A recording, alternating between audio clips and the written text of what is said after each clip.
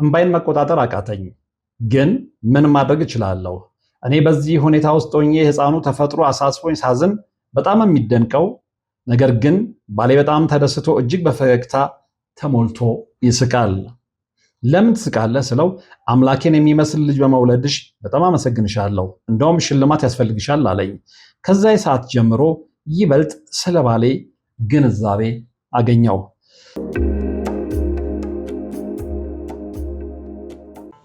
የአጋዕዝተ ቅድስት ሥላሴን 17 ዓመት በሙሉ በጭራሮ ግድግዳ መቆም መስማት ለተዋህዶ ልጆች ልብ የሚሰብር ትልቅ ሐዘን ነውና እጃችሁን ዘርጉ ባልነው መሠረት አላሳፈራችሁንም። ፈጣን ምላሻችሁ የቅድስት ሥላሴን ቤት እንድንሠራ ያሰብነውን እንድንፈጽም ኃይልና ብርታት ሆኖን ይኸው መሠረቱን ጀምረናል። የረዳችሁንን ሁሉ እያመሰገን አትርሱን ያሉ አባቶችን ምርቃት አስቀድመን ጅምሩ ከፍጻሜ እንዲደርስ አሁንም አብራችሁን ሆኑ ስንል እንማጸናለን። አብረን እንደጀመርነው አብረን እንጨርሰዋለን። ድጋፋችሁ አይለየን። በድጋሚ በአባቶች ስም እናመሰግናለን። የአጋዕዝተ ቅድስት ሥላሴ ቤተ ክርስቲያን አሰሪ ኮሚቴ።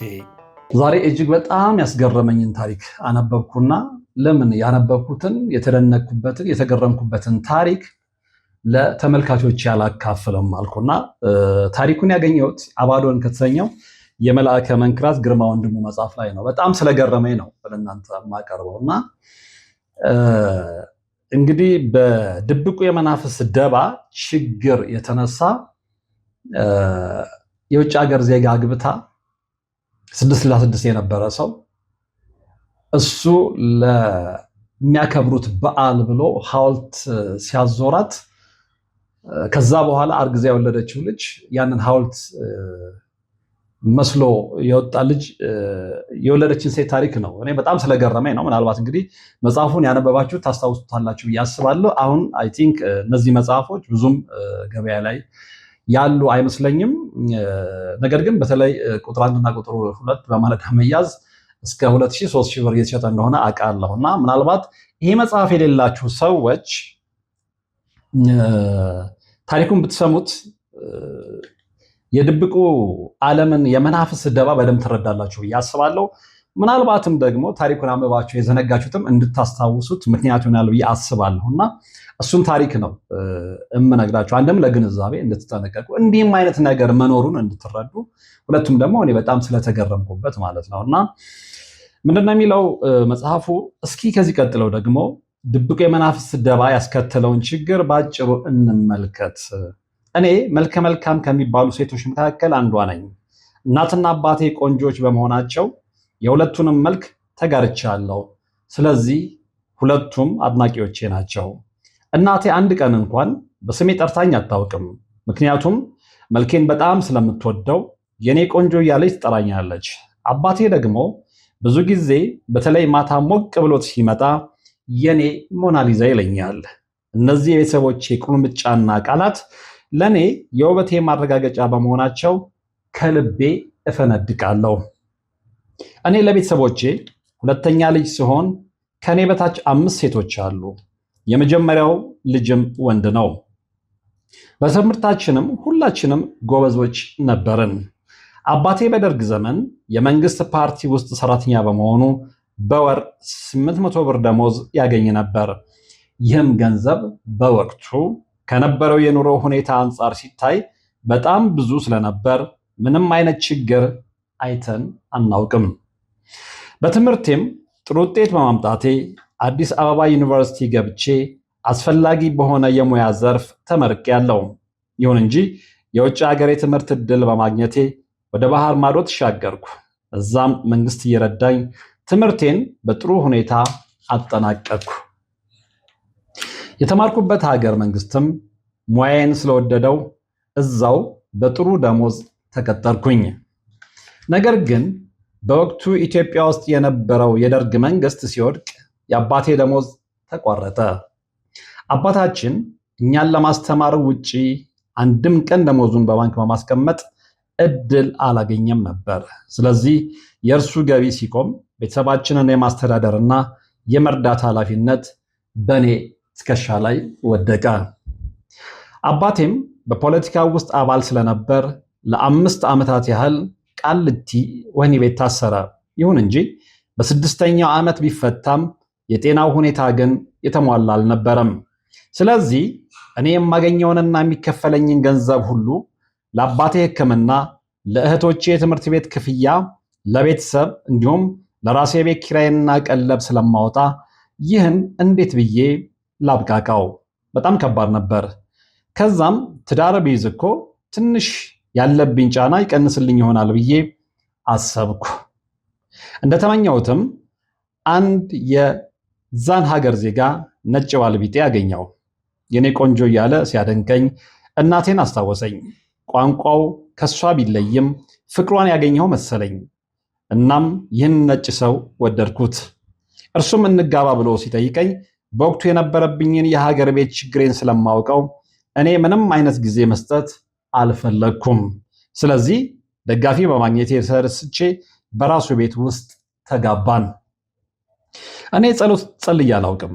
አንዳንድ ጊዜ ግን በአቅራቢያዬ ወደሚገኘው የግብፅ ኦርቶዶክስ ቤተክርስቲያን እሄድ ነበር። ይህንን ሰው ካገባው በኋላ ግን ቤተክርስቲያን መሄድ አቆምኩ። ባሌን ለማስደሰትና ችግሮቼን ለማለፍ ስል እርሱ የሚወደውን ነገር ሁሉ መቀበል ነበረብኝ። ስለዚህ ከአርብ ማታ ጀምሮ እስከ እሁድ ማታ ድረስ የሌሊት ጭፈራ ቤት እንዝናና እያለ ይወስደኛል። በጣም የሚገርመው ብዙ ገንዘብ የሚሰጠኝ ጭፈራ ቤት ውስጥ ስንሆን ነው። በየሳምንቱ በሚሰጠኝ ገንዘብ የቤተሰቦቼን ችግር ማቃለል በመቻሌ ስለማገኘው ገንዘብ ብቻ ስል የሌሊቱን ዳንኪራ ወደድኩት። ባሌ ነጭ ፈረንጅ ስለሆነ የሀገሬን አለባበስ በእኔ ላይ አልወደደውም። ስለዚህ እርሱን ለማስደሰት ስል ብቻ ልክ እንደ ነጮቹ ከእርቃን ገላ እኩል የሆነ ብጥሌ ጨርቅ መልበስ ጀመርኩ። እርሱም እንደዚያ ሆኜ ሲያየኝ የፈገግታው አድናቆት በጣም ይገርመኛል። የሰው ሀገር ባህል በጣም አስቸጋሪ ነው። አንድ ቀን የምንዝናናበት ያ የሌሊት የጭፈራ ቤት ዛሬ የመርህ ግብር ለውጥ አድርገናል ብሎ ማስታወቂያ ለጠፈ። ማስታወቂያውም የራቁት ጭፈራ የሚል ነው። ስለዚህ ሁሉንም የግብዣ አይነት ድርጅቱ የሚከፍል በመሆኑ ደንበኞቹ ሁሉ የመራቆት ግዴታ እንዳለባቸው አሳወቀ።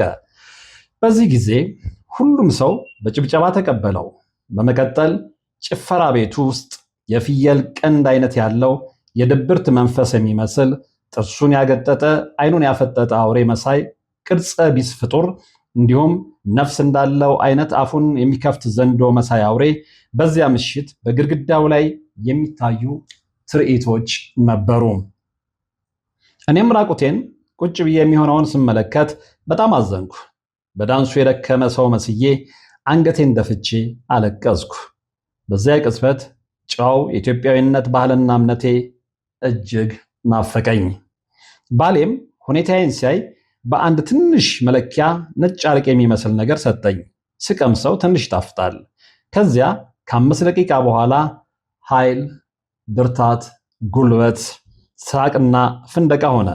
ብቻ ረምን ቅጡ ሁሉንም አይነት ሰው ሆኜ የለየላት ዳንሰኛ አደረገኝ። እዛ ውስጥ የነበሩት ነጮች ወንዶችና ሴቶች ጭራሽ እኔን አድናቂ ሆነው ሳይ በጣም ገረመኝ። የመልኬ ቀይ ዳማነት፣ የአበሻነቴ ሽንጥና ዳሌ የሚሉት ውበት ለነጮቹ ሰዎች ስለማረካቸው ጠይም ውብ የሴት መልአክ ትመስያለሽ በማለት ሸለሙኝ። የቅዳሜው ምሽት ላይ ደግሞ ድርጅቱ ሸለመኝ። እሁድ ሌሊት ለሰኞ አጥቢያ ባሌ አንድ ትልቅ በዓል እንደምናከብር አሳወቀኝ። እርሱም የሰይጣን ቀን ሃሎዊን ነበር።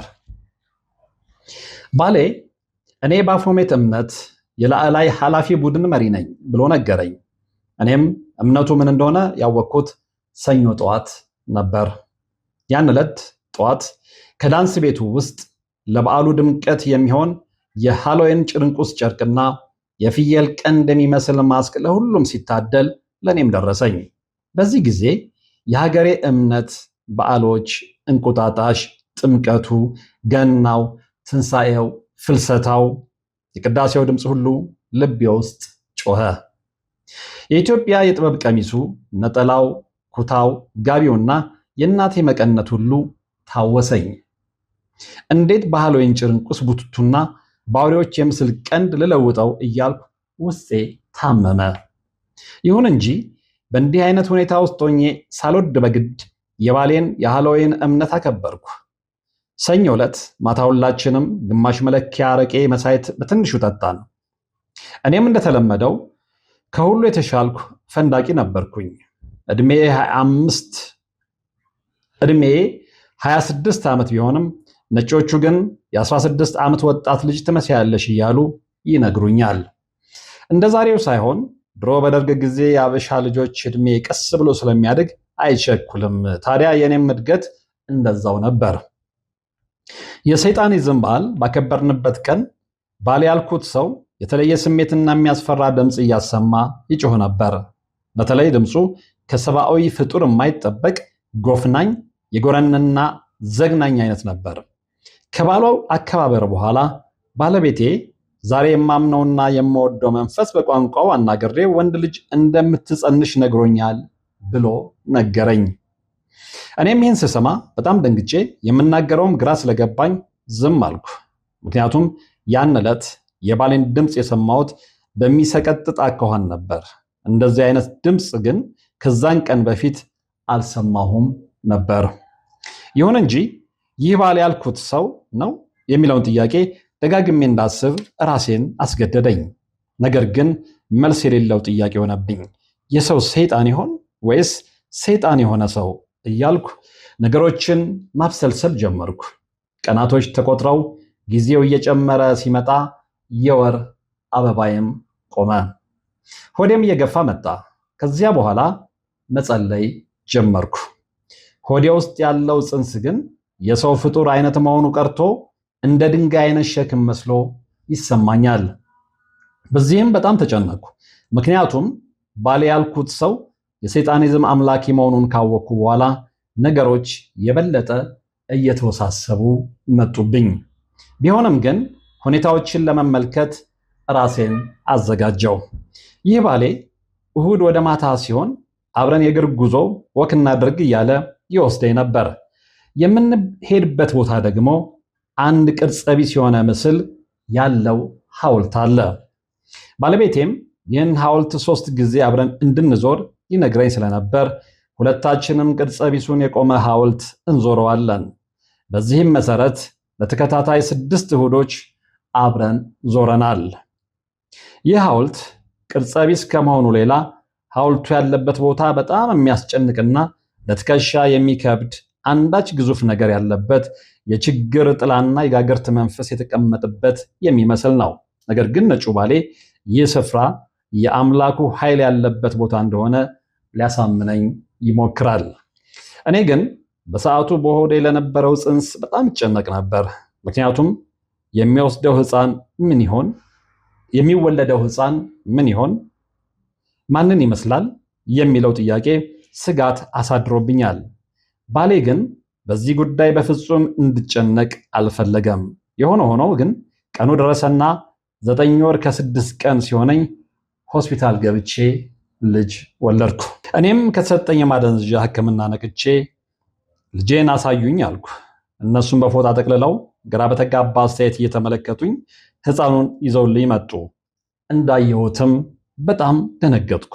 ምክንያቱም ሕፃኑን ስመለከተው ያን ጊዜ ነፍሰ ጡር በነበርኩበት ሰዓት ከባሌ ጋር ሆነን እንዞሮ የነበረውን ቅርጸ ቢሱን የጣዖት ሐውልት ምስል ይመስላል። በጣም አዘንኩ። እምባይን መቆጣጠር አቃተኝ። ግን ምን ማድረግ እችላለሁ? እኔ በዚህ ሁኔታ ውስጥ ሆኜ ሕፃኑ ተፈጥሮ አሳስቦኝ ሳዝን በጣም የሚደንቀው ነገር ግን ባሌ በጣም ተደስቶ እጅግ በፈገግታ ተሞልቶ ይስቃል። ለምን ትስቃለህ ስለው አምላኬን የሚመስል ልጅ በመውለድሽ በጣም አመሰግንሻለሁ፣ እንደውም ሽልማት ያስፈልግሻል አለኝ። ከዛ ሰዓት ጀምሮ ይበልጥ ስለ ባሌ ግንዛቤ አገኘው። ከሆነ በኋላ ምንም ለውጥ እንደማላመጣ ሲገባኝ በጣም ግራ ተጋብቼ እኔን ያገባኸኝ እንዲህ አይነት ፍጡር ትወድልኛለች ብለህ ነው አልኩት። እርሱም እየሳቀ አዎ አንቺ አበሻ ነሽ፣ ሆን ብዬ ነው ያገባሁሽ አለኝ። አምላኬም ከአንቺ ልጅ እንደሚሰጠኝ አውቅ ነበር። ነገር ግን ጠራጠር የነበረው ቅርጹ ላይ ቢሆንም እርሱም ቢሆን በደንብ ተስተካክሎ ነው የተወለደው ብሎ ተሳለቀብኝ። ይህንን ንግግር ስሰማ በጣም አዘንኩ። በሆነው ነገር ሁሉ ልቤ በእጅጉ ተነካ። ቢሆንም ምንም ማድረግ አልችልም። በእጅ ያቀፍኩትን ሕፃን ትኩር ብዬ ሳየው መልኩ እኔንም ሆነ አባቱን አይመስልም። የውበት አገላለጹ፣ ቅርጹ የድንጋይ ጣዖት ሐውልት ይመስላል። ልዩነቱ ይሄ ተንቀሳቃሽ ሰው መሆኑ ብቻ ነው። ውይ እንዲህ አይነት ፍጡር አምላክ ለማንም አይስጥ። ግን ከዚህ ሁሉ በኋላ በጣም ያሳሰበኝ ጉዳይ ከዚህ ሰው እንዴት መለየት እንደምችል ብቻ ነበር። የሕፃኑ ጠፈንታ ምን ሊሆን ይችላል እያልኩ ማልቀስ፣ መጨነቅና ግራ መጋባት ውስጥ ገባው። ከዚህ በፊት ማላውቀውን ጸሎት ሀ ብዬ ጀመርኩ። ስግደትና ጸሎት ከጀመርኩ ከአንድ ሳምንት በኋላ ግን ያልተለመደ አይነት ጩኸት ራሴው በመጮህ ካለሁበት ሮጬ ወደ ውጭ ወጣው። በጣምም ስለፈራው ደግሜ ለመጸለይ ውስጤ ተጨነቀብኝ። በዚህ ሰዓት ግን አንድ ነገር ማድረግ እንዳለብኝ ተሰማኝ። ወደ ሀገሬ መመለስ። ከዛም ሰይጣን ለሆነው ባሌ ወደ ሀገር ቤት መሄድ አለብኝ፣ ቤተሰቤ ስለናፈቀኝ ልጁን ምን ላድርገው አልኩት። እርሱም ልጄማ አምላኬ በአምሳሉ የሰጠኝ ልዩ ስጦታዬ ነው፣ ስለዚህ እዛ ድሃ ሀገር ይዘሽ መሄድ አትችይም አለኝ። የኔ ልጅ በአምልኮ ድርጅቴ ውስጥ በሞግዚት ያድጋል። አንቺ ግን ከዚህ በኋላ ሚስቴ መሆን አትችይም። የእኛ ቤተ አምልኮት ሰዎች እንደማይፈልጉሽና መንፈስሽም እንዳልተመቻቸው ነግረውኛል። እኔም በሆን አንዴ ስለገባሁበት ነው እንጂ መንፈስሽ አልተመቸኝም። ቢሆንም ግን ከመውለድሽ በፊት እሑድ ማታ ማታ ለ6 ሳምንት የአምላኬን ሐውልት ሳዞርሽ የነበረው የ666 አባል ስለነበርኩ ነው። የዚህ ድርጅት አባል መሆን ብዙ ጥቅሞች አሉት። ምክንያቱም ሌሎች ሰዎች የማያውቁትን ነገሮች ለመመራመር ያስችላል። በዚህ ምድር ላይ ከማይታዩ ፍጡራን ጋርም አብሮ መጫወትና መወያየት እንዲሁም ዓለምን ከነሱ ጋር በመሆን እንደፈለግን ማድረግና ሰውን ካፈጣጠሩ ጀምሮ እንዴት መቆጣጠር እንደምንችል ነግረውኛል። በቀጣይም አብረን እንደምንሰራ አረጋግጠውልኛል። ታዲያ አንቺ ለእኔ ሚስት መሆንሽ ከዘርና ከእምነትም አኳያ አትመጥኝም። ብዙ ጊዜ በመንፈሴ ልቆጣጠርሽ ሞክሬ ነበር፣ ግን ያንቺን መንፈስ መስፈር አልቻልኩም። ምክንያቱም መንፈስሽን መንፈሴ እጅግ ስለናቀው አታስፈልግህም ብሎ ነግሮኛል። ስለዚህ ሚስቴ አይደለሽም ብሎ ነገረኝ። እኔም ፊቴን እንዳዘነ ሰው አስመስዬ በልቤ ግን እጅግ ተደሰትኩ። እኔም ውስጤ ተነክቶ እንግዲህ ከጠላኸኝማ ብዬ ዝም ስል ዛሬ ድርጅቴን አነጋግሬ አንቺ ወደ ሀገርሽ ትሄጃለሽ፣ እንዳይቸግርሽም ገንዘብ እሰጥሻለሁ አለና ድርጅቴ ወደሚለው ሄደ። ወደ ቤቱ ግን አልተመለሰም። ስልክ ስደውልለት የ6 ቀን አምልኮት አለን ብሎ ስልኩን ዘጋው። ከዛም ከ6 ቀን በኋላ መጥቶ ልጁን ወሰደ። ለኔም ገንዘብ ሰጥቶ ተሰናብቶኝ ሄደ። እኔም ምንም አይነት ዕቃ መያዝ ስላልፈለኩ ልብሶቼን ብቻ ይዤ ወጣሁ። ያለኝ ቀን ብዙ ስለነበር ከምሰራበት መስሪያ ቤት የዓመት ፍቃድ ሞልቼ ከመኖሪያ ቤት ራቅ ብዬ ራሴን ለማረጋጋት ሆቴል ይዤ ሰነበትኩ። ከዛም የአየር ትኬት ቆርጬ ወደ ሀገሬ ጸበል መጣሁ። ወገኖቼ ይህ በእኔ ላይ የደረሰውን ጉድ ለሀገሬ ሰው ብነግረው እርግጠኛ ነኝ በራሱ ላይ ካልደረሰበት በቀር ምንም ማመን አይችልም በማለት የደረሰባትን የክፉ መንፈስ ጥቃት ተናግራለች። እንግዲህ እንዲህ አይነት ታሪኮች እንኳን እየተነገራቸው ብዙ ሰዎች ማመን አይፈልጉም። ብዙ ሰዎች በዚህ አይነት ጉዳይ ላይ ግንዛቤ የሌላቸው ሰዎች ካልሆኑ በስተቀር እንደዚህ አይነት ታሪኮችን እንደ ልብ ወለድ የሚቆጥሩ ሰዎች አሉ እና እንደ ልብ ወለድ ስለቆጠርን ነው ህይወታችን ልብ ወለደው ነው የቀረው። የዚች ልጅ ህይወት ብዙ ሰዎችን ያስተምራል ብዬ አስባለሁ። ምክንያቱም አንደኛ ትዳር ሴቶች በሚይዙበት ሰዓት ላይ ኢቭን ወንዶችም የሚያገቡትን ሰው ማንነት በደንብ ማወቅ መቻል አለባቸው። አንደኛ ደግሞ ከባልና ከእምነት በጣም የተራራቀ ሲሆን የሌላ ሀገር ዜጋ ሲሆን ባክግራውንዱ ስለማይታወቅ ለእንደዚህ አይነት አደጋ ያጋልጣል። እንግዲህ ይህ ሰውዬ በአንደበቱ ሲናገር እንደሰማ ነው የ666 አባል ነኝ፣ ስለዚህ ድርጅት አለን፣ እዛ ድርጅት ውስጥ ያለ ሰው ነኝ እያለ ሲነግራት ሰምተናል። እና ልጁንም እንግዲህ ከእሷ የወለደውን ልጅ ሐውልት ሲያዞራት ከርሞ ያንን ሐውልት ምስል ይዞ ነው ልጁ የተወለደው። እና እንዲህ አይነት በጣም ገራሪ የሆኑ ታሪኮች በምድራችን ላይ ይፈጠራሉና እባካችሁ በተለይ የውጭ ሀገር ዜጋ የምታገቡ ወንዶችም ሴቶችም የዛን ሰው ብቻ ሳይሆን ዙሪያ ያሉትን ቤተሰቦቹንም ጓደኞቹንም ማህበረሰቡንም ሁኔታ በደንብ ሳታጣሩ መንገድ አትጀምሩ። አለበለዛ እንዲህ አይነት በፍጹም ያልጠበቃችሁበት ታሪክ ውስጥ ትገባላችሁ ለማለት ነው። እንግዲህ ከዚህ ታሪክ ብዙ ተምራችኋል አስባለሁ። እኔ በጣም ስለገረመኝ ነው ታሪክ ያቀረብኩት። እንግዲህ በሌላ መርሃ ግብር በቀጣይ እንገናኛለን። እስከዛው ግን በያላችሁበት ሰላም። የአጋዕዝተ ቅድስት ሥላሴን 17 ዓመት በሙሉ በጭራሮ ግድግዳ መቆም መስማት ለተዋህዶ ልጆች ልብ የሚሰብር ትልቅ ሐዘን ነውና እጃችሁን ዘርጉ ባልነው መሠረት አላሳፈራችሁንም። ፈጣን ምላሻችሁ የቅድስት ሥላሴን ቤት እንድንሠራ ያሰብነውን እንድንፈጽም ኃይልና ብርታት ሆኖን ይኸው መሠረቱን ጀምረናል። የረዳችሁንን ሁሉ እያመሰገን አትርሱን ያሉ አባቶችን ምርቃት አስቀድመን ጅምሩ ከፍጻሜ እንዲደርስ አሁንም አብራችሁን ሆኑ ስንል እንማጸናለን። አብረን እንደጀመርነው አብረን እንጨርሰዋለን። ድጋፋችሁ አይለየን። በድጋሚ በአባቶች ስም እናመሰግናለን።